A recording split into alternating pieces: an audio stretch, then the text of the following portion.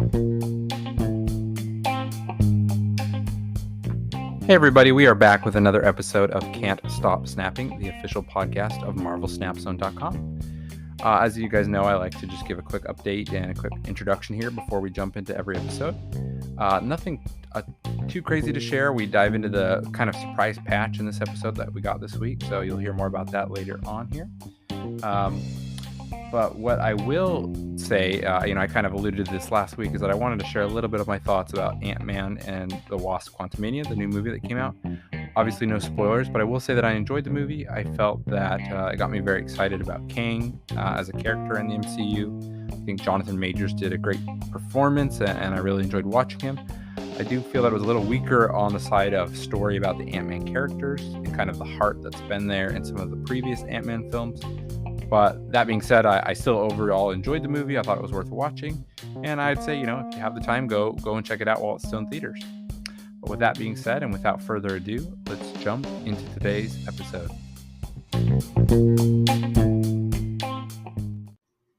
Hey everybody, we are back with another episode of Can't Stop Snapping, the official podcast of MarvelSnapZone.com. We have a larger episode than I was expecting this week because we got a surprise patch that seemingly came out of nowhere. Maybe if we were paying attention, reading between the lines, we saw it coming, but definitely surprised us here with my guests that I have this week. I am joined by two returning guests. I am joined first by Coco4. Coco, thanks for being here. No problem. Thanks for having me. And I'm joined once again by Lootmuncher. Hey, thanks. So we're going to dive in here. We've got a lot to talk about, but wanted to cover one thing because both of you guys were able to participate in obviously different capacities in a tournament, the first in-person Marvel Snap tournament that's been held, and that was a little over a week ago. And I just wanted to give you guys both a couple of minutes just to talk about how that went and what were the highlights of that and your experiences there. Loot, we'll go to you first because you kind of helped organize and run the event. Yeah, I think it went fantastic. Me and Kawatech and Supertech, we have been planning this since October of last year. And so finally to see it all come together, it was awesome. We were able to get 16 amazing players to come out to New York, all hang out and play Marvel Snap for a day. So it's fantastic doing the battle mode. Coco obviously did fantastic. I'm sure he'll tell you about it. But yeah, it was an absolute blast. And we had a phenomenal reception from the Twitch and from the players and everything. So we will definitely be looking forward to doing more in the future. Awesome. Yeah, Coco, let's go to you. I'll be honest, I was cheering you on and I wanted you to win the whole thing. But tell us about how you did and how you enjoyed it. First of all, I just want to say thank you to Loot, Kawa, and Supertech for throwing it on. And they also they allowed me to remote in a couple weeks before the tournament. I had some stuff happen. I wasn't able to go. I was going to forfeit my spot, but they allowed me to still play, which was incredibly nice. So thank you guys for that. And the tournament went well. Actually, I ended up finishing third. I brought like a Daredevil, Devil Dinosaur control deck. And I soloed that for the whole tournament. I had Thanos Zoo as the backup, but I never really planned on playing that, to be honest. I couldn't think of anything for a secondary deck, but it went well. It was fun. The players were incredibly talented. Most of my matches went down to like 1 or 2 cubes left, and yeah, had a good time. Enjoyed the stream. I've rewatched the VOD. It was amazing. The production was fantastic, and can't wait to do it again. Yeah, what a blast and what a rush. Like you said, so many games came down to the wire throughout the whole thing and some of your games as well. But it was definitely a blast to watch and to cheer everyone on. And it was a great event. So thank you guys for both sharing that. The VOD is there. It's available. So if people want to go check that out, make sure to go check that out. But with that being said, let's dive into today's topics. We got several things we want to talk about. And first off, as always, we want to break down the latest card in Marvel Snap that released this week, and that is Stature. Stature is a character I was less familiar with from the Marvel Universe. She kind of exists in the Ant-Man realm, and she is a 5-cost, 7-power card that reads, costs 1 if your opponent discarded a card from their hand this game. I instantly go think Miles Morales, right? If a condition is met, you get a much lower cost to be able to enable to play this card. So yeah, let's just go general thoughts, general synergies. What are you guys thinking about this card? How's it stacking up against some of the latest cards we've got? Coco, we'll go to you first. What are your thoughts on stature? I think she's interesting. I'm not quite sure the power level yet. I have her pinned at the moment. I haven't got the player yet, but what I kind of want to see her in is something with like wave into like an early Black Bolt with stature, stuff like that. I think, and then I'm pretty sure I saw on Kawa's channel, he was doing a deck that was aiming to Black Bolt into arrow stature, which I think is just incredibly powerful to be able to do that. Like playing arrow with 7 stats on an opposite lane is pretty nuts. So I think she got a lot of potential. I just don't know exactly what deck she's going to fit into in the metagame, to be honest. Yeah, no, that's definitely fair. I think, Loot, we'll go to you in a second, but my initial reaction is I think she's powerful, but I think she has less enablers than Miles Morales, for example. Yeah. Because it's easier for you to move a card on a turn than it is for you to make sure your opponent discards a card, right? But Loot, let's go to you. What are your thoughts? Yeah, I was definitely going to bring up that point. It's definitely a lot easier to move a card than to get your opponent to discard a card. I think this is definitely a card right now. It sets in 2 areas where one is you can hope that a location helps you out, or you can rely on Moon Knight and Black Bolt, which are iffy. Like Black Bolt is so late, but the arrow play or something. I've also seen Valkyrie with stature on turn 6 being pretty good. And then, but a Moon Knight can discard it. I think you can play it with those cards. I've seen some success, but it's kind of middle of the road. And then the other road that I think it lives on is that it can be if you start going up against a lot of discard decks. If you start seeing a lot of MODOK, Apocalypse, Swarm stuff, you can throw it in there. Just have a big cheap card to drop in a location to fight for it. So I think this is definitely one of those cards. Like a few cards we've seen recently, like Shadow King stuff, that I think as more cards come out that synergize with her, she'll get better. Yeah, I think that's a fair point. I think, we've already said it. I think she's a little harder to enable.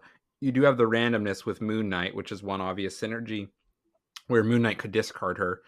My brain goes to, like with Miles Morales, like I think one of the best things you can do with Miles is play Moon Girl, right? You get 2 Miles in your hand, and then you move a card, and then you all of a sudden you have 10 power for 2 mana that you're using, and you can play those at the end of the game or whenever you want. I think with stature it's a little harder to pull that off, right? Because like you're playing Moon Girl on 4, Black Bolt on 5, but you have to like pull both of those cards, and then you can't pull any kind of wave shenanigans like you guys are saying to kind of lock out your opponent, because then you're playing Black Bolt on 5, so you can't really play wave on 5 as well.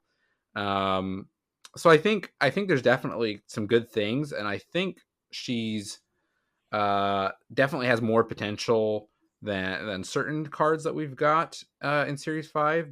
But I think I guess I just don't know if we're gonna get other discard cards that are gonna help enable her more easily, right? Obviously, if it was you or your opponent discarding card, I think that would be too powerful, right? That's just too easy to pull off. But yeah, I think it's an interesting one. Luke, maybe explain to us a little bit more. You said you've seen her played with a Valkyrie. Is it just kind of like, you play Black Bolt on 5, and then you're Valking a location to try to win it, and then you're playing stature somewhere else? Is that kind of the thought process? So what I saw was someone waved on 3, Black Bolt on 4, which is very good because everything in your hand now costs 4, so it can hit anything. Makes the Black Bolt a lot more potent. And then on turn 6, you can play Valkyrie into a lane and turn everything down to 3, but play the stature that's a 7, winning you the lane. Gotcha. Okay, so like you have at least 2 spots open at a location. You throw down Valkyrie to reveal first, and then stature reveal. So It's like you don't need the blue marvel or something that's buffing up your location to win it. You just play that extra card at the end. So Yeah, gives you another option. yeah, okay, I could see that. I think that's interesting. Yeah, I don't know. It's interesting. I think Stature is interesting, and I want to get her as soon as I can, but I don't know. Maybe it's just weird. Maybe I'm having an off week, but I feel a little less excited about Stature than maybe some of the other cards. But maybe that's just because I haven't been able to see a ton of gameplay with her yet. But any closing thoughts from either of you on Stature? I think maybe in the future, as we see more cards come out, she gets more powerful. Because I said, you guys point out, right now it's pretty much just either run into a discard deck or play Black Bolt or Moon Knight, one of which might even discard your own Stature. Yep. But I think there's potential. Yep. If anything ever comes out with a cheap way to discard from your opponent's hand without risking discarding her, I think she gets a lot better. Yeah. But I also think, like, is that too powerful if you have like a 1 or 2 cost card that can discard a card in your opponent's hand, right?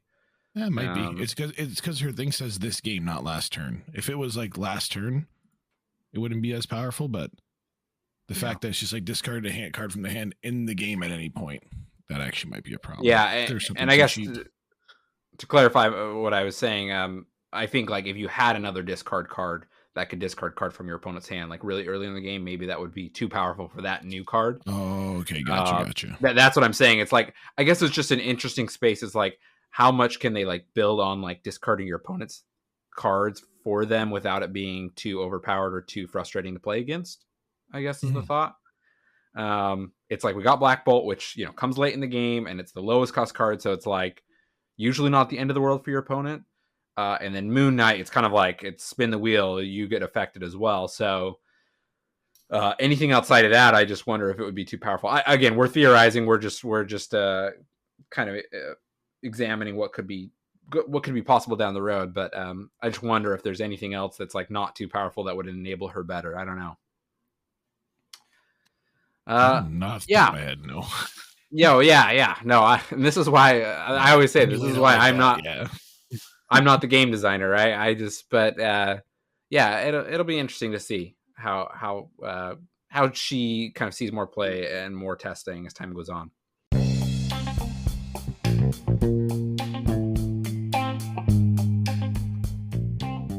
Hey all, I wanted to take a quick moment to talk to you about MarvelSnapZone.com. Marvel Snap Zone is a one-stop shop for everything Marvel Snap on the internet.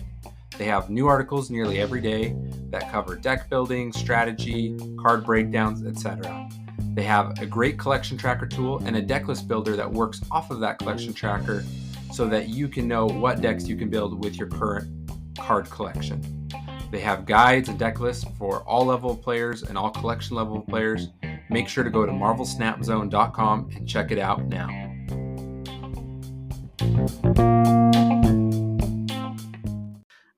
Let's move to location now. And the new location this week, I would say, is less invasive than some. It is Camp Lehigh, and it reads, add a random 3-cost card to each player's hand.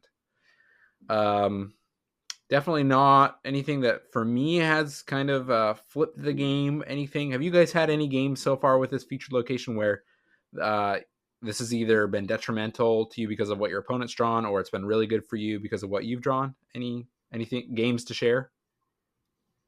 So for me, I've seemed to actually be getting not the same card every game, but a very high rate of Gambit for some reason.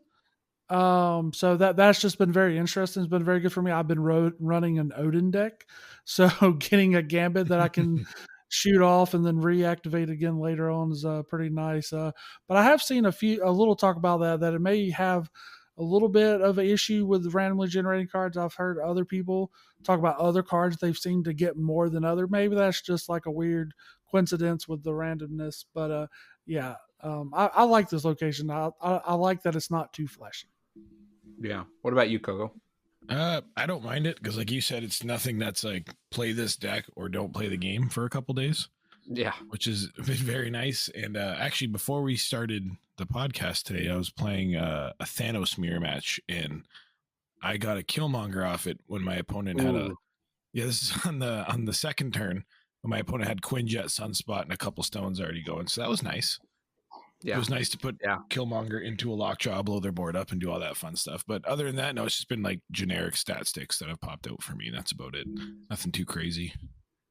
Which I'm very happy with. I don't like very swingy locations. No, yeah, and we talk about this every week on the podcast when we're talking location. We're like, is this the one that makes you pull your hair out, or is this the one that you don't really care too much about? Interesting. Obviously, the first thing that comes to my mind here, and I haven't done this, and I haven't seen anybody else do it, so maybe it's just not a good idea. But I go to Silver Surfer, right? You're getting another free 3-cost card in your hand. Obviously, maybe when you already have a deck, so then you get in your deck, you may get a copy of Ironheart or Brood, right? Those kinds of things that you'd love to buff up your board, or another Silver Surfer. But if it doesn't really synergize with what you're trying to do, then it doesn't help you that much, and it's just another card that you need 3 more resources to play, right? So it's what are you giving up to play that new card that you didn't put in your deck to start with, right? So interesting. So again, that's maybe I'll try that out tonight, try it out tomorrow, but maybe it's not even worth doing a Silver Surfer kind of synergy here. Have any of you guys played I feel like I'm not playing against any Silver Surfer decks anymore, but have you guys seen any Silver Surfer decks? I had one for the we had the hot location that was the one that favored Patriot, like +3 to all the like vanilla monsters at the location. Yep. Yeah, Washington DC. A guy who frequents my channel, his name's Zanade.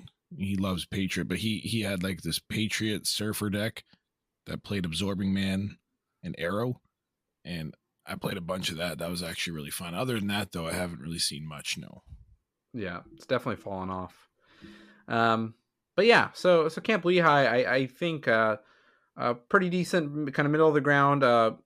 Location is kind of fun. You get this interaction that both you and your opponent get, but it's not going to make you pull your hair out. I wonder if either of you can, maybe Loot, maybe you can confirm this, because I feel like I saw this on Twitter, or I saw it in the Discord or something. Maybe it was like a screenshot of one of the developers saying something, but that they're thinking about changing the new locations, how long they're featured, from 48 hours to 24 hours. Does that ring true to you at all, or am I just making that up? So if I remember correctly, and I will try to pull it up quickly, I tend to take screenshots now whenever I find interesting information. They ask the devs, but if I'm remembering correctly, they are in fact changing it, plan on in the future changing it from 48 hours to 24 hours. And the thing that they are looking into and may change is they may do a week or two without like a location. Yeah, I think that last part was maybe for the hot locations on Saturday, Sunday.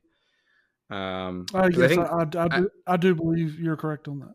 Yeah, so the 2 changes that I saw proposed, I think it sounds like it aligns with what you're saying, is that they're going to change the new locations that come out on Tuesday nights U.S. time. Tuesday nights to only run kind of featured for 24 hours instead of 48 hours. That was one proposed change. And then the other one was maybe there would be some, Saturday, Sundays without the hot location, which I think would be interesting. I've said it here before. I like the new locations. I like that they're featured so you can actually see it and play with it. Sometimes there have been weeks where it being there for 48 hours feels like a week long, right? It feels super long. So I think shortening that time is probably a happy medium, right? We still want new locations, but maybe we don't have to have them for 2 days out of every week. And then the hot locations, I've said previously that sometimes those ones feel a little bit more dry to me. Sometimes they're still fun, but sometimes it's like, okay, it's this location. I know what everybody's going to do because we've already had this location featured before. So I think maybe having some breaks where we don't have that is not a bad idea. Did they give any kind of timeline on that, Lootmuncher? Do you remember? Did they say like in an upcoming patch soon? Did they just say they're thinking about it? I will definitely jump in. I'm trying to find it now, but what I remember is they said in a couple patches. Okay, cool. And obviously, I think we saw that a couple days ago, and since then we've had a patch, right? So it's obviously not in the next patch because we've already got the next patch. But yeah, so it'll be interesting to see how they switch things up with locations in the future. Maybe slow some things down or shorten some timelines. So I don't think that's a bad thing, but we'll see when and how that exactly plays out. So continuing on here, I'd love to talk with you guys patch notes because I think there's a lot we can talk about here. So let's dive in here to the patch notes. And there's actually a couple of things that were not brought up in the patch notes that I also saw in the Discord that I'd like to talk to you guys about. So we'll go through the general updates here first. So we have some cards that dropped from Series 5 to Series 4 or Series 4 to Series 3. So we have from Series 5 to 4, we've got Silver Surfer, Null, Darkhawk, and Sentry. So if those are in your token shop, those are no longer 6,000 tokens. Those are 3,000 tokens. They can also be open in one of your guaranteed Series 4 cards to open in every 40 reserves. And then we have Agent Coulson, Maria Hill, Helicarrier, all moving from Series 4 to Series 3, which are now 1,000 collector's tokens. And obviously, they can be opened at the rate of normal Series 3 cards. So I think that's good to see. Art and visual effects, we got a couple updates to Onslaught, Claw, Ricky Bridge, Mysterio's Illusions now use Mysterio's variant, which I think is a nice change. But let's dive into the meat of the changes, which is the card updates. That's what we always like to focus on here. Talk about the pros and cons and our thoughts. And we'll talk about the cards that are here, but then I'm interested after that to hear you guys' thoughts about maybe some of the cards that aren't here. So Darkhawk is the first one. Darkhawk has gone from a 4-cost 1-power card to a 4-cost 0-power card. Still retains the same ability, which is ongoing plus 2 power for every card in your opponent's deck. We'll go to you first on this first one, Coco. What's your thought on the change here?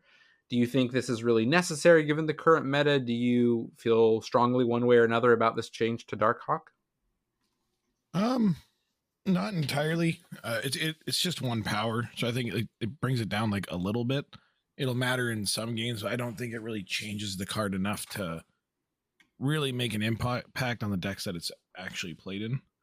I think the Zabu nerf was actually way more of an effect on Darkhawk than this, to be honest. Agreed. Darkhawk hasn't really seemed as much of a problem to me since the Zabu change. Lootmuncher, what's your thought on Darkhawk? Yeah, I think it's interesting. I mean, we've seen this before. We've seen them adjust power just by 1 here and there, up or down. Interesting. I know a lot of people are saying, "Oh, now it's the perfect negative target." I'll be interested to play around and test with that. I'm a big fan of Mr. Negative with Jane because now you can draw it with Jane Foster. So it'd be very interesting. But overall, I don't think it changes too much. Yeah, interesting to note the dev comment here. It says, as we prepared this balance change before the Silver Surfer and Zabu nerfs went live, we didn't want to hit him too hard. However, we definitely felt that knocking off at least 1 power from him is warranted, and we will continue to monitor his performance. So he's still kind of on the watch list. They may make a change either way.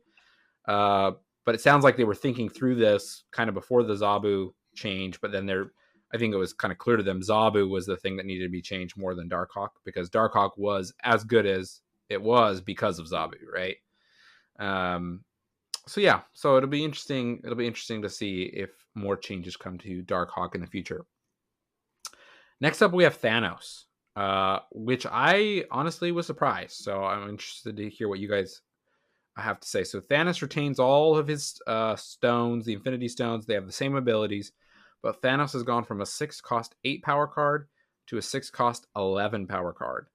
Lootmuncher, will go to you first this time. Do you think this was needed? I honestly am surprised by this change. It is very interesting as Thanos decks have gone up an uptick. I do think it's maybe a little bit of a thing from Creator Clash from Ordinary Harry winning it with the Thanos Lockjaw list he was running. Definitely seen an uptick in play of it, and I think that these patches are locked in a little earlier. Like this was probably a decision made a couple of weeks ago to change it. It is very interesting that the developer note said, they won't, you see the stones played, but most decks just really rely on the stones and don't really see Thanos played. Another interesting fact that it does is now that Thanos can be Shang-Chi'd at all times. So I think that's a interesting buff for it, is now that it can get destroyed at any time that it hits the board. So I think it's very interesting. I'd like to see how it's played out. Yeah, and I still think the stones are the best part of Thanos, right? All the enablement there. Coco, what are your thoughts on the Thanos change? You think it was necessary? You like it? I don't really think it was necessary, to be honest. I don't even think it does much for the Thanos decks. If anything, it's like Luke pointed out, it's maybe more of a negative because it can be Shang-Chi now. Other than that, I feel like the strength of the Thanos decks was the stones and the utility. But I guess a 23 power Thanos every once in a while is nice, or like sometimes you need that extra little bit of stats just to close out a lane. So it's nothing too bad. I think it's mostly harmless. Yeah, no, I think it's interesting. More often than not, I just think the utility of the stones, loading up on those, playing a Khazar and a Blue Marvel down, like there's all these things you can do to kind of flood your board, get a really strong power level at each location. And Thanos, whether he's played or not, really, doesn't make that deck weaker. So I get them wanting to see him played more, which I don't think is a bad thing. Like they want to make it more about the card than, the other card that you get from the card. But yeah, I don't know. We'll see how long this lasts, because I do think I'm seeing more Thanos decks myself, and so if that just stays strong, then I could see them easily making a change here again, and maybe the changes to the stones, right? Who knows? We will see if more changes come there. And then this one may just be the most interesting, because I've seen very kind of divisive thoughts, or not divisive, but just kind of seen both sides of the spectrum of people thinking this is a good change, a bad change with this next card, and that is Sandman. Sandman retains the same ability ongoing. You and your opponent can only play one card per turn, but Sandman has gone from a 4-cost 1 power card to a 5-cost 5 power card. I have some thoughts, but we'll go to you guys first. Coco, we'll go to you first this time. What are your impressions on the Sandman change? I like it a lot. I think it gives ramp decks more teeth against turn 6 stat slam and whatnot. And the fact that it actually has power now, it doesn't feel like you're skipping a turn to play it. Whereas when it was a 4-1, you would play it, but you're essentially just like giving up your entire turn 4 and development to play him. I guess a comparison would be Shuri, but there's a trade-off with Shuri. At least you're getting double power on something else. So being able to do this and sometimes cheat out on 4, but sometimes even just slamming it like on 5 into a Doctor Doom is enough. There's still plenty of decks in the metagame that want to play multiple cards on 6, and that just flat out says no. So I like it.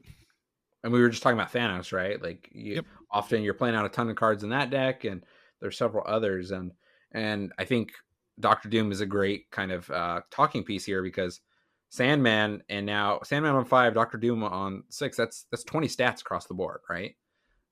Which is not a bad thing to have in the last 2 turns of the game. So, and obviously the locking out of your opponent of being able to add cards to other locations, which you can do with Doctor Doom, I think is very powerful. Lootmuncher, what are your thoughts on Sandman? Yeah, I think it's a very interesting change. I actually was been messing around with a Sandman deck, trying to get it to work before this change. It actually messes up my plans a little bit. I was trying to drop it on turn 3 as much as possible with like Zabu and Psylocke and stuff. So changing to 5 cost messed that up. But I've been still messing around with the Sandman deck, and I like the change. What you're saying, it's very powerful for the Doom. The line of play that I've been trying to go for is just turn 3 Electro, turn 4 Sandman, turn 5 Doctor Doom, turn 6 Odin. That can beat a lot of decks, can be very challenging to beat. If you have priority, Arrow can't even really mess with that plan too much if your Odin still hits the Doom. But yeah, it's very interesting, and I'm excited to see how it plays out. I do think this gives a great answer for combos and stuff. I don't have to worry about She-Hulk Taskmaster shenanigans on turn 5 that I was seeing a lot. Sandman able to shut that down. So I think it's interesting. I just hope it's not oppressive, and we'll see. But if it does become oppressive, then I think Second Dinner will hesitate to make the change again. So Yeah, I think this definitely helps against the Death Wave style deck, right? Death Wave, She-Hulk, those kinds of things where you're playing a combo of cards that allow you to play multiple high static cards at the very end of the game. Which I don't think is a bad thing. I think there weren't a ton of counters to that deck in a lot of scenarios. Certain scenarios, yes. Other scenarios, no, depending on what style deck you're playing. So I think this is kind of meant to help like have a possible counter to those. But I think, like you say, we'll have to see, right? Because if it becomes everybody's playing Sandman and then you can only play Doctor Doom and other things as like a counter, I don't know. It'll just be interesting to see. That's why these games will have changes forever, right? Because you can never have perfect balance, but we'll see how this affects and shakes things up. So continuing on, we have a couple of cards that just have kind of a 1 power stat line change. And that is Spider-Woman has gone from a 5 cost 7 power to a 5 cost 8 power, retains her same ability. Namor has gone from a 4 cost 5 power card to a 4 cost 6 power card. And Dagger has gone from a 2 cost 1 power card to a 2 cost 2 power card. I think I'll give you guys my thoughts on this one first. I think Spider-Woman, this probably helps her out a little bit. I think, her ability is still strong. If she flips against 4 cards on your opponent's board, then that's -4 to their side, 8 power to your side. So that's like a 12, a 5-12, right? I think that's pretty good. Dagger, I think, the move deck could probably still use a little bit more love. But Dagger can get, buffed up several times. And I think this isn't too bad. Namor, I think, still isn't very strong. And I'd love to hear your guys' thoughts. If you agree, disagree. I'm still not playing Namor, even though it starts with a base of 6 stats. Coco, what are your thoughts on the Namor? I'm pretty much in the same boat as you on that one. I'm not sure what stat line they could give a card that it can be the only card there to make it actually playable. To be very honest, it's just like you got to play it there and just hope for the best, I guess. But I think the biggest problem with cards like that is the minute it's there, if that's what you're trying to do, your opponent can very easily calculate the range in the lane. And I just know, okay, here's Namor. This is what he gets to. I just have to be above this, and I'm fine. And you can't slap down Onslaught there to double the effect, because then it doesn't work. So you gotta give us an Onslaught that works like Claw, then we're good. Yeah. Curious, Loot, do you have any thoughts of like what if you were to change the Namor stat line or ability, like what would you do? Would you just buff it up a couple more notches? I'm not sure. I'm not sure what he can do at that point. Like before you start getting to a ridiculous point with him, I have seen him a little bit of play. I mean, I've seen an opponent. I think it was like the first match I played after the patch. They played Namor and then Wong and then Spectrum to really just and they played a few other things before, but really just trying to win that lane by itself. But I was still able to go over the top of it. So it's interesting. I'm not sure where the point would get to where it's playable, but then would just be silly. Like can't have Namor just being like a 415 or something.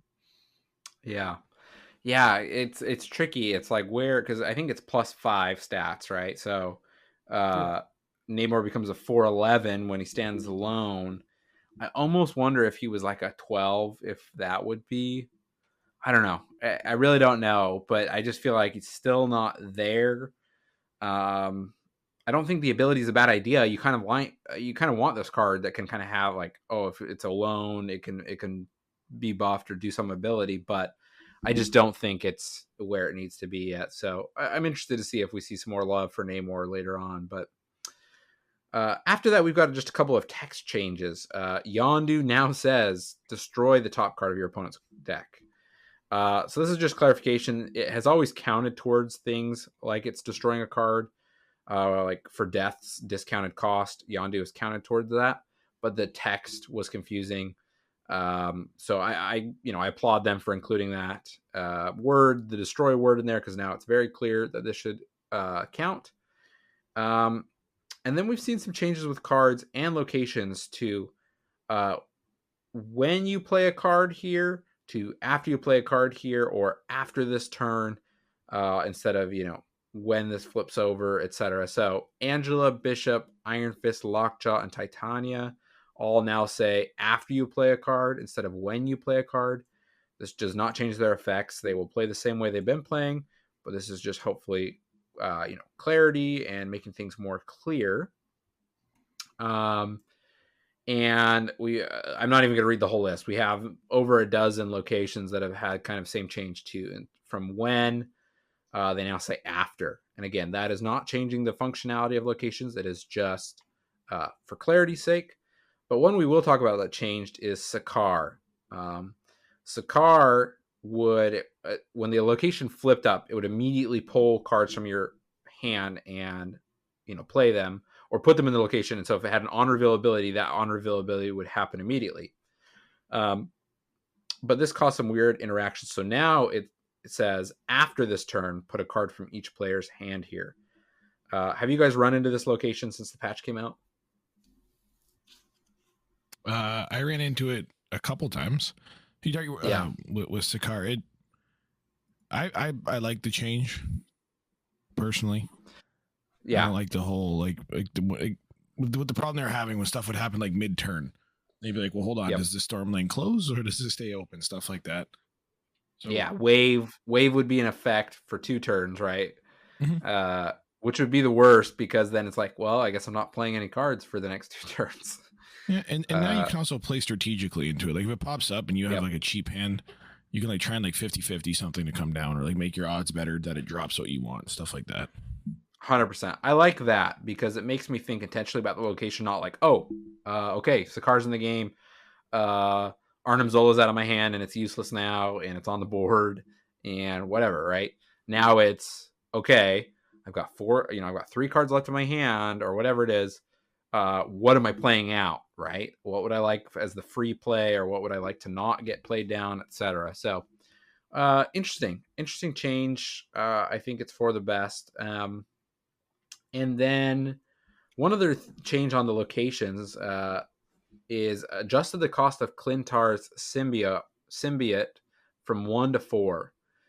Assume that's mostly kind of so it's just not Killmongerable, which I think was kind of a sad decision when this location first came out, because it was just like, well, I don't really want to load up like cards in that location because then it's like easily destroyed either by Shang-Chi if it's got a lot of power or by Killmonger even if it doesn't have a lot of power. So kind of continuing on from there, talking after the location updates, we do have what I like to call kind of shadow buffs or shadow changes to cards. And that is in the bug fixes list. So we'll kind of go through here first. First one we've got here is Absorbing Man.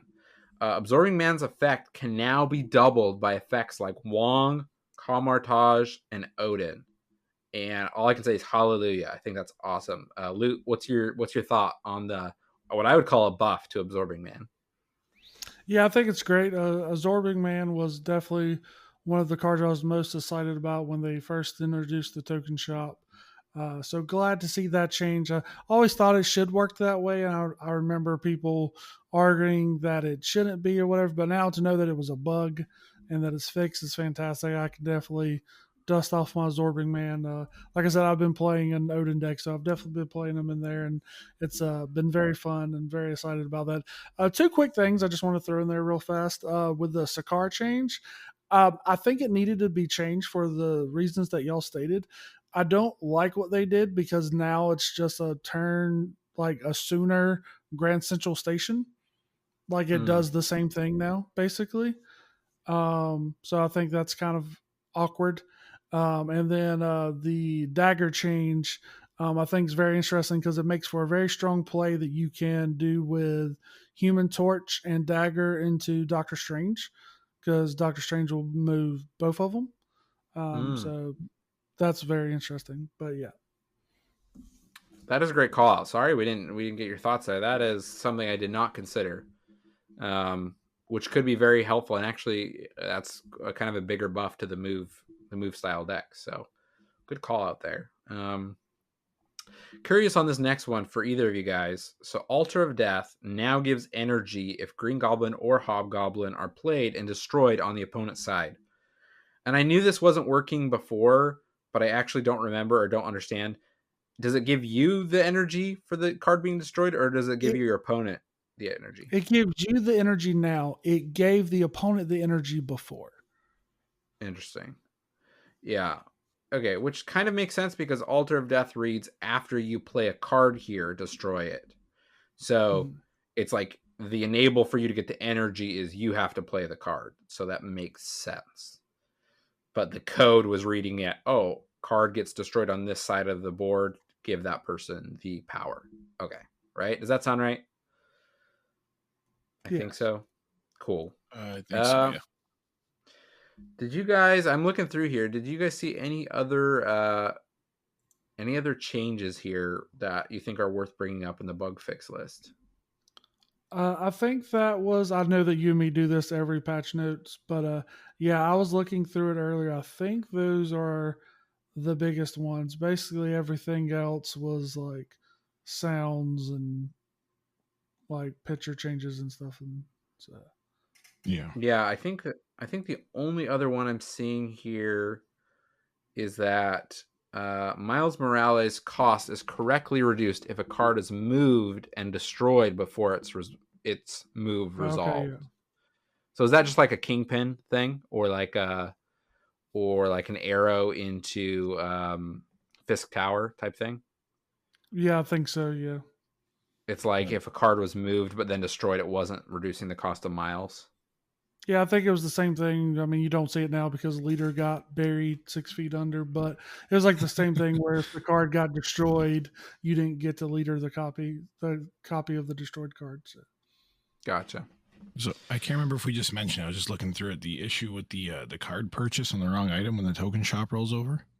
No, we didn't bring that up. They fixed that. So, I'm only reading that Yeah. because I've had that happen to me where I've purchased something right as the shop changed and before I've reset my app and I bought what was there before as opposed to what was supposed to be there. That's a nice fix.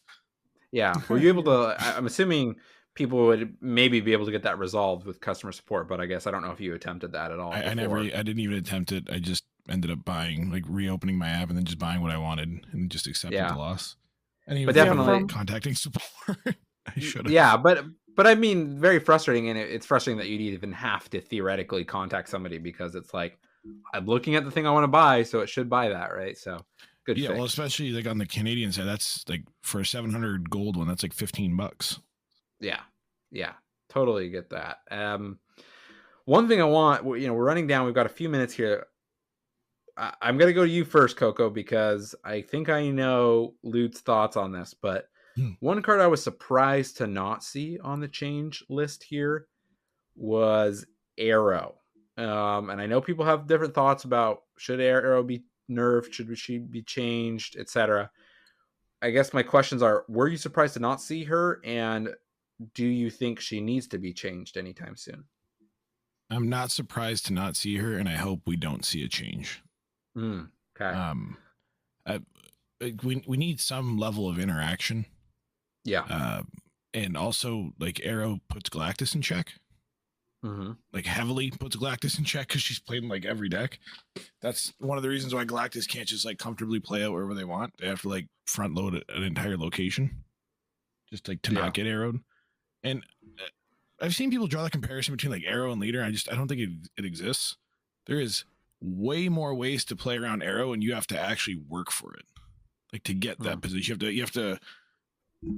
What's the phrase? Like what do people say? Jockey for position, I guess, on the board correctly.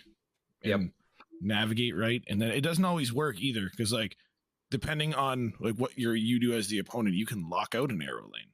You can be like, oh, they're going to arrow me here. I only have one spot left. I can tuck a 1-drop in here and put like my dino somewhere else, stuff like that. And then if where I guess where do we draw the line at like nerfing interactive cards? Right? Do we just get to the point where people want 0 interactive cards and everything is just like race to your combo and hope for the best? Yeah. Me personally, no. I like that whole like I don't even call it a mind game, just like playing the game, like trying to navigate around your opponent as opposed to just slamming what I have and hoping for the best. No, yeah, I think that's a very fair point. I think it's very I've lost a satisfying lot when. of arrows. I have lost No, many yeah, arrows. I think we all have, but I think it's very satisfying when you playing against an arrow and it's coming and you're able to play around it successfully, right? And I unlike leader, it I doesn't feel force very you good to about. play. Oh, sorry. Go ahead. No, I was just saying it's very satisfying. So go ahead. And see, unlike leader, it doesn't force you to play like extremely non-correct. Whereas like generally to play around leader was unintuitively, I guess would be the word. Like when you're playing around leader, when leader was a card, you had to like do some like dumb things to play around it. Where with arrow, you just got to play the game properly. You got to fight for the priority and then stack the right locations. So it's not like you have to go out of your way to purposely play like crap in the hopes they don't have it. You can just play the game correctly and right and achieve like board dominance, and that'll play around the arrow as it is. Yeah. Yeah. Well, the reason I wanted to go to you first is because I'm pretty sure. I mean, I'll let Loot talk for himself, but I'm pretty sure Loot is on the exact same page as you. So, Loot, Luke's favorite what are your? card. Yeah, I was like, Loot, what do you have to add to this topic? So arrow's fine. Shouldn't be touched. I think that arrow realistically is a very strong card, and I understand people's frustrations. But this is a card game, and from someone that's been playing card games for 20 years now, Jesus, that makes me sound old. But it's being able to interact with your opponent and play around cards, having cards that can interact with your opponent plays. Like, because right now, everyone's shearing into Red Skull, into Taskmaster. Like having a counter like arrow to stuff like that is very important to make sure things like that don't get out of control. I have been very active on Twitter, obviously defending arrow whenever I can, but I also understand that it may need adjustment. That either the community feels that way or Second Dinner feels that way. But I think you don't want to. I hope that they don't do a leader change and completely change the effect. I think you can go one or two routes or even combine the two. One of the biggest things I've seen people say, and I completely agree, is, and I don't know if it would be a buff or a nerf, but it would allow an opponent to play around it easier or understand how to play around it easier, is the arrow should pull the cards in the order that they are played by your opponent, not just at random as it is Mm-hmm. now. If your opponent plays 3 cards, it randomly pulls the 3 cards. It doesn't care about in what order. I think that is a great change. They should do that no matter what else they do to the card. And then I would personally be okay with it, because I think another thing is now you don't know when it's coming down on turn 5 or 6. I think they could also just make it a 6 drop. I think that would be a viable option too, to limit its versatility, that that it's only a turn 6 drop now, not that it could be a 5 or 6. Yep. Yeah, I think those are some interesting points as well. I love the first thought you shared, where like it would pull the cards over in the order you played, because then that's kind of going back to what Coco said, right? It's like you need to be strategic, and like you can be like, I know it's coming, so which card do I play first? Which is the one that's pulled out of this location? And you can put the card there. You don't care about getting pulled over, right? So I think that would be a very positive change in the code. But yeah, I think it's interesting. I think this is kind of an ongoing debate. I know a lot of people feel strongly about it, but it'll be interesting to see if they do make any changes in the next couple of patches to Arrow. Just there is a lot of discourse there, so we'll see what the developers' thoughts are. It's just funny to think back. Last year, Luke, you'd always talk Arrow up to me, and you talk up Arrow to me on the podcast, on Twitter, and I was just like, and I think a lot of people were like, "Is Arrow even that good of a card?" Right? Like, it's funny. I've had a few people like come to me and be like, "Why are you jumping on the Arrow bandwagon? Everyone loves Arrow. Like, stop talking about it." I'm like, I've been talking about it for 9 months now. like I'm not just jumping on. I promise. Bandwagon. No, yeah, we were all like I'm driving this bus, so. Yeah, we were all like, Luke's got like his third eye. He's like the Arrow cult. Like he's just, he's seeing things we're not seeing. But now we all look back and we're the fools. So, in all fairness, this was all pre-turn 6 magic nerf. Yeah, that is fair. That is very fair. That is very fair. So I wanted to make one more point on Arrow. She's a generic pool 3 card that people who are just crossing that threshold where they start playing against full collections, if you pick it up out of the shop, it will just drastically improve a lot of the decks that you're playing and can just win you games against people who have better cards. Just by saying you can just build generic Devil Dino and slap an arrow in there and you can compete. Yep. And that is one more thing I wanted to jump on too. I've seen a lot of people be like, make her a 5/0, which don't. Mr. Negative is still a thing. But a lot of people say, I don't play her for her power. I don't care about the power. I don't care. The power matters because I have definitely still won games where I'm just pulling you into a lane that I don't care about. I'm pulling you into a lane thinking that 7 power is going to help me beat what you're playing. So the power does matter. So if they wanted to lower the power back to maybe 6, that would be fine. But like a lot of people saying the power doesn't matter with Arrow is one of the cards that it does matter. The power still matters because there are still that line of play of not just pulling into dead lanes, but lanes that you're still fighting for. Yeah, like I took a generic, almost mainly pool 2, pool 3 Dino Arrow deck, and I got 3rd place at Creator Clash with it. Just by doing that, by playing generically strong cards that are from pool 2 and pool 3 and then slapping Arrow down. Yeah. Great example of that. So thank you guys for this conversation. I think, I'm interested to hear what listeners' thoughts are. Feel free to share those, tag us on Twitter. You can reach out to us in Discord, wherever you find us normally, but I'm interested to hear kind of more of this discourse from the community. And see what people's thoughts are on Arrow and obviously all the other changes we've talked about. But we are out of time for today's episode. Just really appreciate you guys being on here, being willing to jump on here and record today. But as always, we want to make sure we close out with giving you guys an opportunity to shout out where you can be found online, where you're putting out content, and how people can support you. So Loot, we'll go to you first. Yep, you can find me on Twitter at LootMuncher0.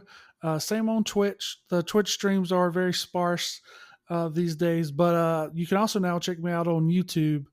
Just put out my first YouTube video the other day where I talk about changes I'd like to see to the game, and one of them was the hot location and fix that they're talking about coming out, and I talked about it like 2 weeks ago. So Awesome. Well, I didn't even know you had the YouTube, so you know what I'm doing right after this is going to subscribe. So, Coco, let's hear your shout out.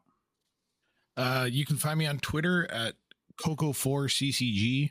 That's COCO and then the number 4 CCG, and then on Twitter at Coco_4, and then the 4 there is spelt with letters because someone stole my name. So it's Coco_FOUR, and you can catch me Tuesdays, Thursdays, Saturdays, and Sundays at 9 p.m. EST. I do have a YouTube that's just Coco4, but I have not uploaded anything yet. So in the future, that'll be coming. Awesome. Well, thank you guys both so much. Really appreciate being here. Listeners, as always, we're very grateful for you being here. If you'll do us a favor, if you're listening to this on a podcasting platform, make sure to follow the podcast as well as leave a review. That helps us reach more listeners. And if you are listening to this on the Marvel Snap Zone YouTube channel, make sure you are subscribed there. Please like the video and leave a comment if you wouldn't mind, just to help us reach more listeners. With all that being said, we will catch you in the next episode.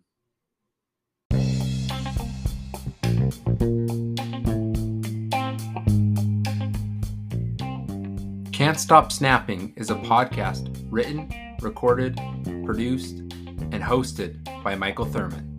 Thanks for listening.